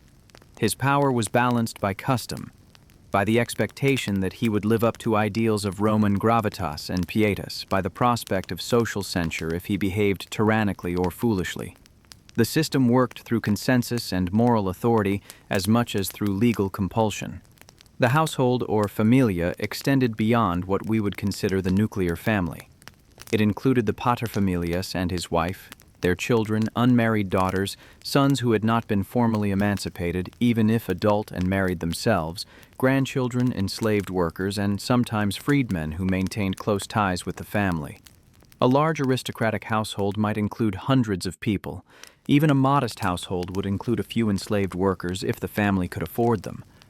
Marriage in Roman society served primarily to produce legitimate heirs and to forge alliances between families. Love might develop between spouses, and many marriages seem to have been companionable, but romantic love was not the basis for marriage. Marriages were arranged with the paterfamilias selecting suitable partners for his children based on considerations of family status, wealth, political advantage, and compatibility. Girls married young, typically between 12 and 16 years of age, the minimum legal age being 12. Their husbands were usually older, often in their 20s or 30s. The young bride left her father's household to join her husband's. The wedding ceremony combined religious ritual with legal formalities and festive celebration. Auspices were consulted to choose an auspicious day. The bride wore a special white tunic and a saffron-colored veil. At her father's house, the couple joined hands in the presence of witnesses and spoke ritual words. Sacrifices were offered to the gods. Then a procession conducted the bride to her new home, where she was lifted over the threshold. A feast celebrated the union. The purpose of marriage was explicitly to produce children, particularly sons who would continue the family name and inherit the family property. A woman's primary role was as mother. Her status and security depended on bearing children, especially male children. Infertility or repeated female births might lead to divorce, the blame always placed on the woman despite male infertility being equally possible. Childbirth was dangerous. Without modern medicine or understanding of infection, complications were common and often fatal. Estimates suggest that perhaps 1 woman in 50 died in childbirth, and over a lifetime of multiple pregnancies, the accumulated risk was substantial. For women, childbirth was the primary cause of death during the years of fertility. Those who survived multiple births were fortunate. Infant and child mortality were heartbreakingly high. Perhaps 1/4 of infants died in their first year. Another quarter died before age 10. Parents expected to lose children and were advised not to become too attached until a child survived the dangerous early years. Yet the advice suggests that attachment was natural and parents did grieve, even as they struggled to maintain the stoic acceptance Roman culture demanded. When a child was born, it was placed on the ground, and the paterfamilias decided whether to accept it into the family. He would pick up the child in a ritual called tollere liberum, literally raising the child.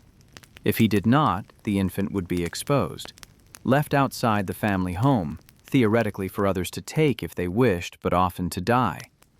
Exposure was legal and socially acceptable, particularly for sickly or deformed infants, or for girls when a family already had daughters or could not afford dowries. This practice shocks modern sensibilities, but in a world without effective contraception, where large families strained resources, where infant survival was uncertain anyway, exposure served as a brutal form of family planning. That said, it was not universal or automatic. Many families kept all their children. Exposure rates are uncertain and debated, but the practice existed and was part of the Roman approach to family formation. Children who survived infancy entered a world of learning and preparation for adult roles. Boys and girls were educated differently, reflecting their different futures. Young children of both sexes might be educated at home by their mothers or by enslaved pedagogues. They learned basic literacy, numeracy, and moral values through stories of virtuous ancestors and exemplary Romans. Around age 7, formal differences emerged. Boys from families that could afford it began attending school. First, the ludus, where they learned reading, writing, and basic arithmetic. Then perhaps the grammaticus for more advanced study of literature, rhetoric, and philosophy. The goal was to prepare them for public life, for careers in law, politics, the military, or business, depending on their social position. Girls' education focused on domestic skills. They learned to spin and weave, to manage a household, to be modest and obedient. Elite girls might receive more advanced education in literature and perhaps music, preparing them to be cultured companions to their future husbands. But the ultimate goal was always marriage and motherhood, not public achievement or independent life. Augustus recognized the declining birth rates among the elite and enacted legislation to encourage marriage and childbearing. The Lex Julia and Lex Poppaea penalized the unmarried and childless, while rewarding those with 3 or more children with legal and inheritance advantages. Women who bore 3 children could be freed from requiring a male guardian for legal transactions. Men who remained unmarried or childless faced restrictions on inheritance. These laws reflected Augustus's concern about moral decline and his desire to promote traditional Roman family values. Whether they successfully increased birth rates is unclear, but they show the state's interest in family formation and the emperor's willingness to legislate private behavior to serve public policy goals. Women's legal status was complex. They could own property, conduct business through male guardians, inherit wealth. Elite women could wield considerable informal influence through their husbands and sons. Yet they could not vote, hold office, or exercise the legal powers of a paterfamilias. A woman was perpetually a minor in the eyes of the law, always under some man's guardianship, her father's, her husband's, or an appointed guardian's if she was widowed or divorced. In practice, many women exercised considerable autonomy, particularly widows and divorced women with property. They managed estates, engaged in business through agents, supported artistic and literary endeavors. Wealthy women could be patrons with their own clients. The gap between legal disability and actual agency could be significant, particularly for the elite. Poor women, by contrast, often worked alongside their husbands in shops and fields, partners in family enterprise even if legally subordinate. Divorce was relatively common and could be initiated by either party, though with different consequences. A husband could divorce his wife for adultery, though his own extramarital activities were not grounds for divorce in return, reflecting the double standard that permeated Roman sexual morality. A woman who divorced or was divorced typically kept her dowry, providing some economic protection. Remarriage was expected and common, particularly for women of childbearing age. The familia extended beyond parents and children to include enslaved workers who lived under the same roof. As discussed earlier, enslaved people formed an integral part of most households that could afford them. They performed domestic labor, assisted in family businesses, cared for children, managed accounts. Their relationship with the family was complex. They were property, yet they lived intimately with the family, sometimes for generations.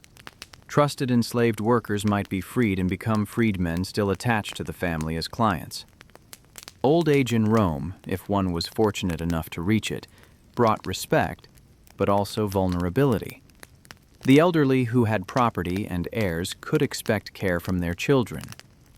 The paterfamilias retained his authority until death, which meant very old men sometimes controlled adult sons in their 40s or 50s, creating tensions. Those without family or resources faced a precarious old age dependent on charity or selling whatever they had accumulated over their lives. Death was marked by elaborate rituals that varied by social class. The wealthy received grand funerals with processions, professional mourners, eulogies, and cremation, or burial in family tombs lined with inscription recording their achievements. The poor received simpler ceremonies but still attempted to provide proper burial, often through burial societies that pooled resources. Going without burial was a horrible fate, leaving the spirit restless and dishonored. Ancestors remained part of the family even after death. The imagines, wax masks of deceased family members were displayed in the atrium of elite homes. During funerals, actors wore these masks and impersonated the ancestors, quite literally bringing the dead to life. The family history was the history of these ancestors and their achievements, creating continuity across generations and binding the living to the dead through duty and reverence. Family life in Augustan Rome thus combined tenderness and harshness, affection and hierarchy, intimate bonds and legal subordination. The paterfamilias might love his children deeply while wielding absolute legal authority over them. A wife might be her husband's trusted partner and advisor despite her legal disabilities. Parents grieved their children's deaths while maintaining the stoic self-control Roman culture demanded. The family was simultaneously a refuge and a rigid institution, a source of identity and a constraint on individual autonomy. Understanding the Roman family is essential for understanding Roman society, because the same principles of hierarchy, obligation, and authority that structured the family also structured the state. The emperor was pater patriae, father of the country. Senators were conscript fathers. Patrons stood in fatherly relationships to clients. The vocabulary and logic of family pervaded all social relations, making the familia the template for all other institutions. The economy and trade. The economy of Augustan Rome was complex, sophisticated, and fundamentally different from modern market economies in ways that shaped how ordinary Romans earned their living and met their material needs. While trade flourished and markets operated throughout the city and empire, the economy remained embedded in social relationships of patronage, kinship, and obligation, rather than operating as an autonomous sphere governed by price mechanisms and impersonal exchange. Agriculture formed the foundation of the Roman economy, as it did for all pre-industrial societies. The vast majority of the empire's population worked the land, producing grain, wine, olive oil, vegetables, and animal products that sustained the cities and armies. Italy itself was agriculturally diverse, with grain fields in the Po Valley in Sicily, vineyards in Campania, olive groves throughout the peninsula. The provinces supplied additional products: grain from Egypt and North Africa, wine from Gaul and Greece, olive oil from Spain. Land ownership was highly unequal. The wealthy elite controlled vast estates, the latifundia worked by enslaved labor and producing for export and urban markets. These estates functioned as capitalist enterprises focused on profit rather than subsistence, employing sophisticated management and accounting. The owner typically lived in Rome or other cities, visiting occasionally while a bailiff managed operations. These latifundia produced much of the wine, olive oil, and other commercial agricultural products that flowed through Roman trade networks. Smaller landholders, both citizen farmers and tenant farmers working land they did not own, struggled with competition from the large estates. Many had lost their land during the civil wars or sold it to wealthy buyers during hard times. The drift from countryside to city was significant, swelling Rome's urban population with displaced rural workers who could not compete with slave-worked estates. This created the urban plebeian mass dependent on the grain dole and wage labor. Manufacturing in Rome took place on a small scale in workshops employing perhaps half a dozen to a few dozen workers, including enslaved labor. There were no factories, no industrial revolution, no mass production as we understand it. Instead, skilled craftsmen produced goods using hand tools and simple machines. Pottery, metalwork, textiles, leather goods, glass furniture, all were made in small workshops scattered throughout the city. Textiles represented a major industry. Spinning and weaving occupied women across the social spectrum, from elite matrons supervising enslaved workers to poor women spinning for wages. Wool was the primary fiber, with linen also common. Silk, imported from China at extraordinary cost, was a luxury reserved for the very wealthy.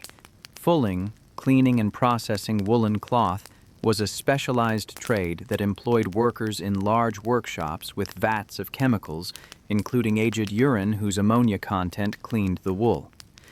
Pottery manufacture supplied the enormous demand for storage vessels, cooking pots, lamps, and tableware. Kilns operated throughout Rome and Italy, producing everything from cheap utilitarian wares to fine decorated tableware.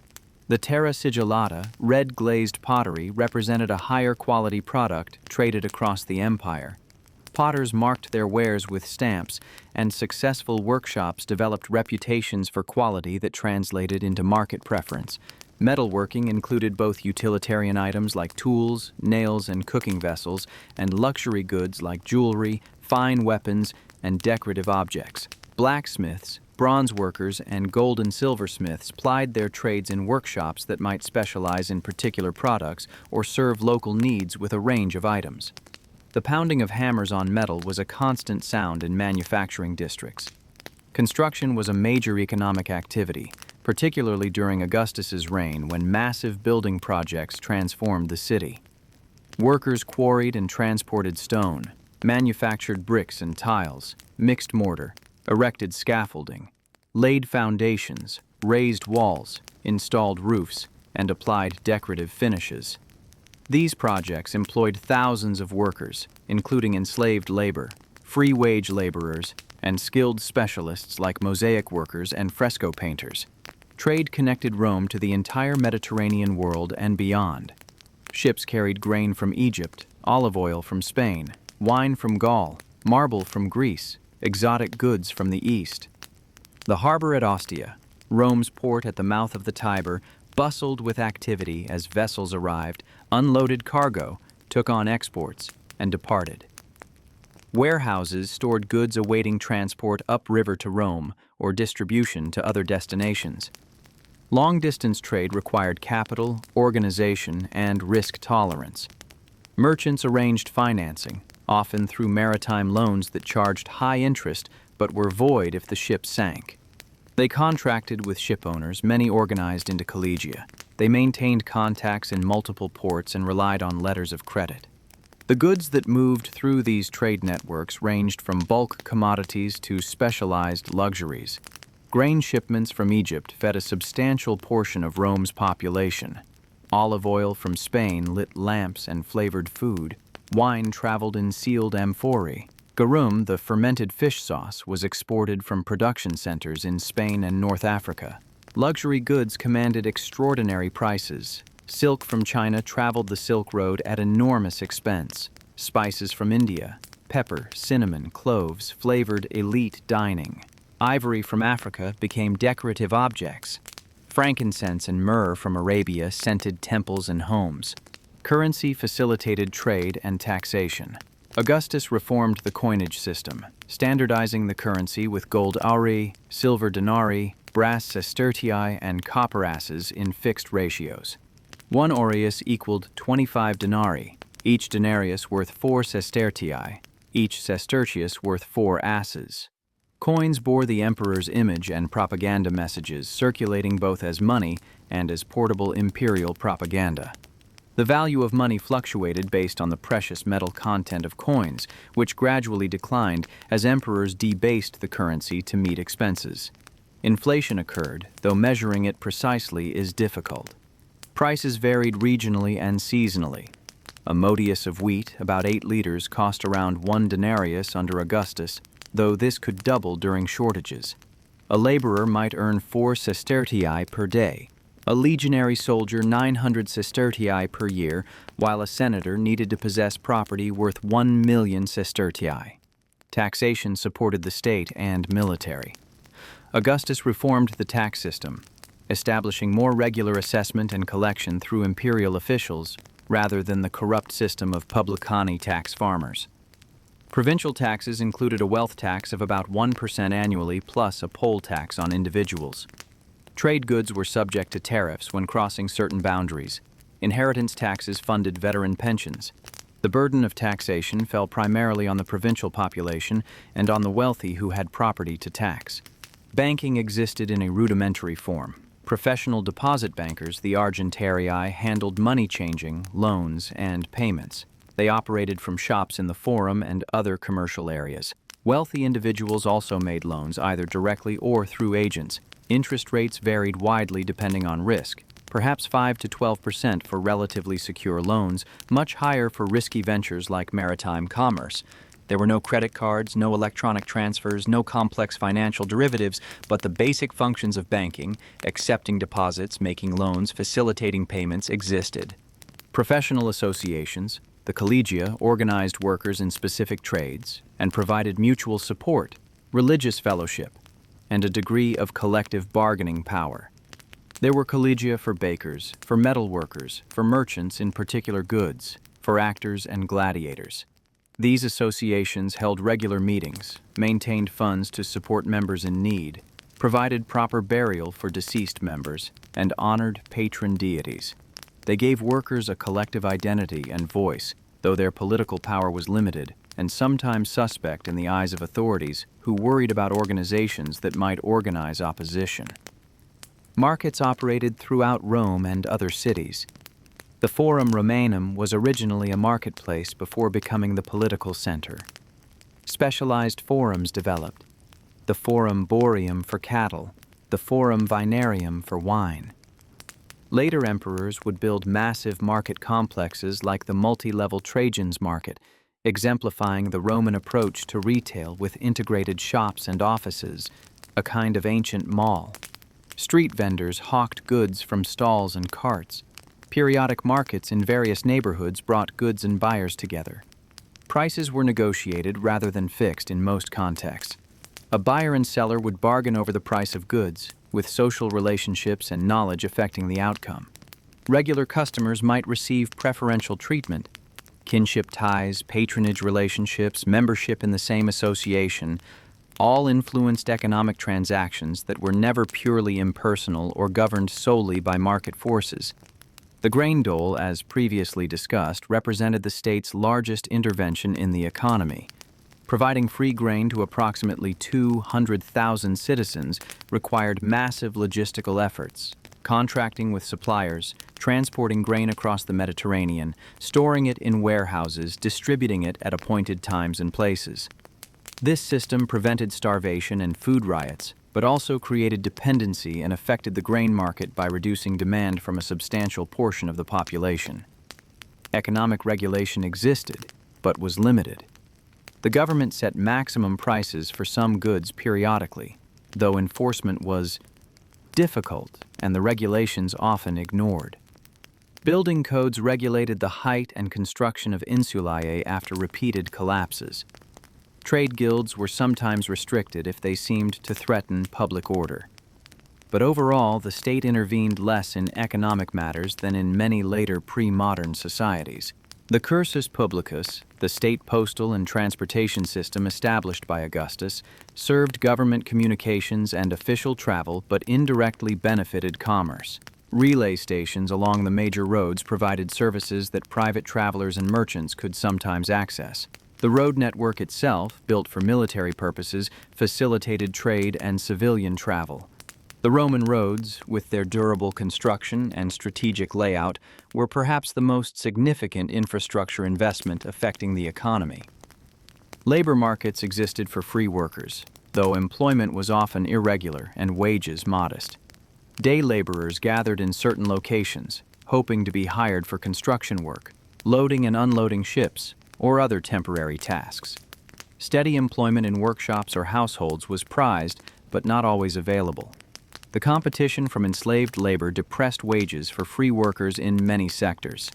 This created resentment, but also complex overlapping of free and enslaved labor in the same workplaces.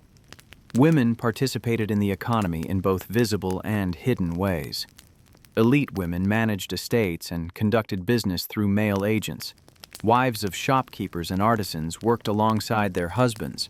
Some women operated businesses independently, particularly as freedwomen who inherited their former master's business or established their own. Spinning and weaving occupied women across all social classes. Prostitution employed a significant number of women, both enslaved and free, in a profession that was legal though socially despised. Wet nursing provided income for some. Overall, women's economic contributions were substantial, though often under-recognized in sources that focus on male activities. The economy of Augustan Rome thus combined sophistication with limitation. Long-distance trade, banking, complex logistics, specialized production, all existed and functioned reasonably well. But the economy remained constrained by technological limitations, by social structures that embedded economic relations in kinship and patronage, by the prevalence of slavery that distorted labor markets, and by the lack of sustained innovation and productivity growth that would characterize later industrial economies. For ordinary Romans, the economy was simply the framework within which they struggled to make a living, to feed their families, to maintain their position, or perhaps improve it slightly. The baker rose before dawn to bake bread that he would sell for a modest profit. The merchant calculated the risks of a trading voyage against potential gains. The artisan crafted goods with skills learned over years, hoping his products would find buyers. The enslaved worker labored with no hope of profit, but perhaps with the distant possibility of freedom. Through all these individual efforts, the vast economic machinery of empire continued to function, linking distant provinces, sustaining 1 million inhabitants in Rome alone, and providing the material foundation for the cultural achievements we still admire. Conclusion: the legacy of Augustan daily life. As the sun set over Rome in the year of Augustus's death, ordinary life continued much as it had for the 4 decades of his reign.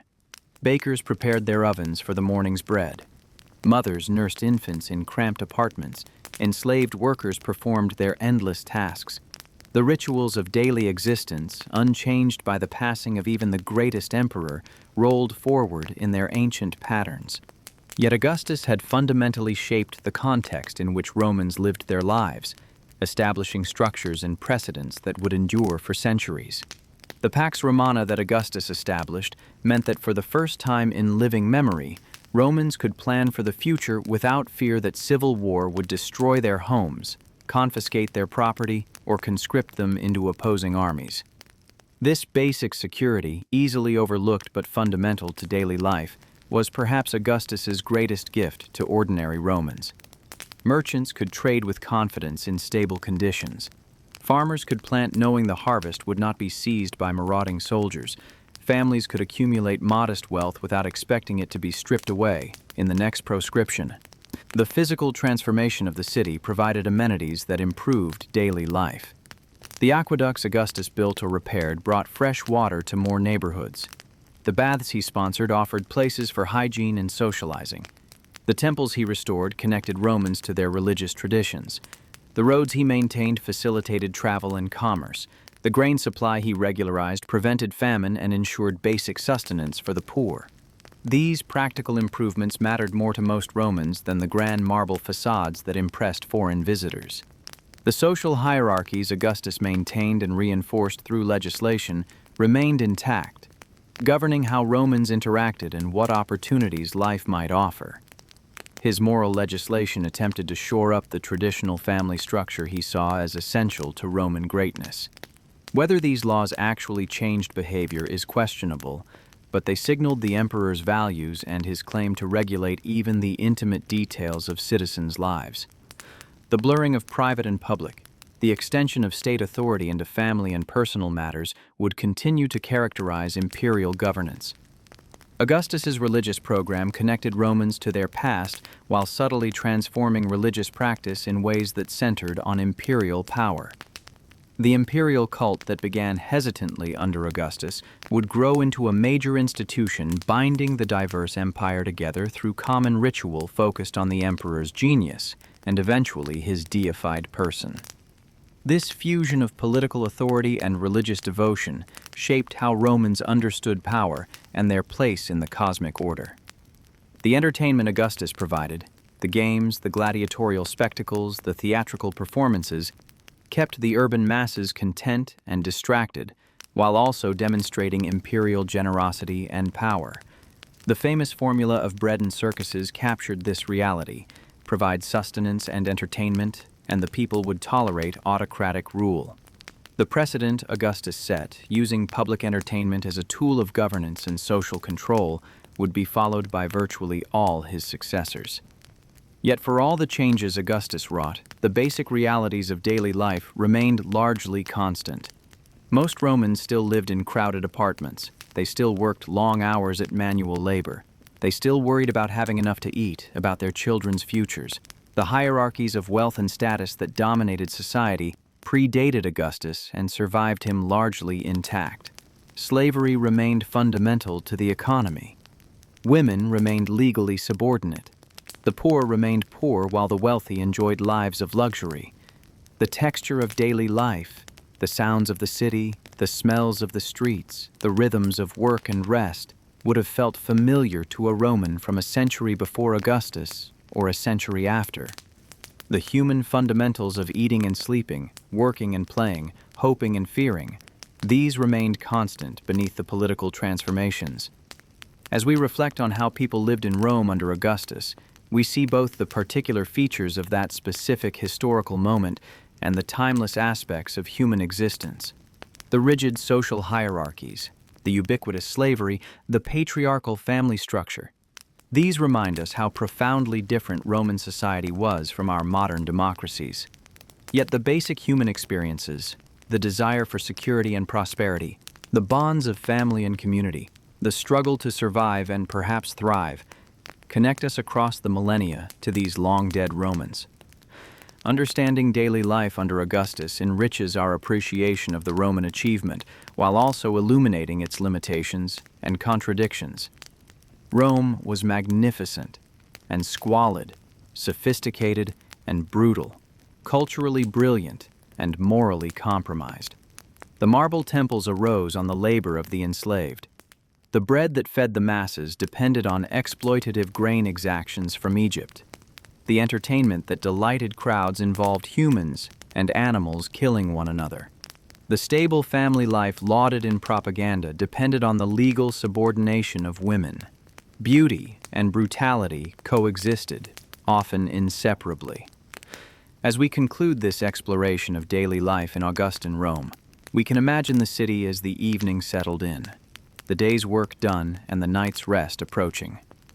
The last shopkeeper closed his shutters. The last customer left the baths. The last performer left the theater. In 1,000 small apartments, families gathered for their evening meal. In elegant domus, dinner parties continued into the lamplight. The vigils began their night patrol. The city that had been so bustling grew quieter, though never completely still. And in the morning, it would all begin again. The baker's oven heating, the water carriers starting their rounds, the endless cycle of urban life continuing. This was life in Rome under Augustus.